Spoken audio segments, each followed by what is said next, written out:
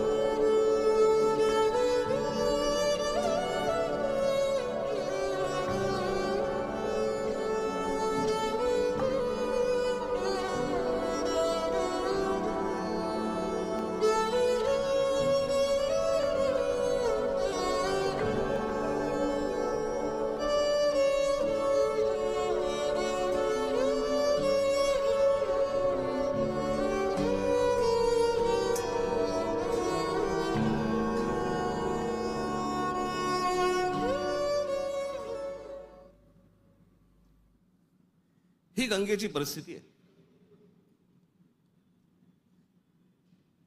आतापर्यंत 33,000 कोटी रुपये खर्च झाले त्याच्यावरती. तुम्ही आता तो महंत बघितलात ज्याला बोटीतनं तसाच्या तसाच टाकून दिला. तिकडच्या घाटांवरती तिथे प्रेत जाळली जात आहेत. नुसतं आपला अग्नी दिल्यासारखा करतात आणि तसंच प्रेत ढकलून देतात पाण्यामध्ये. हा कोणता धर्म?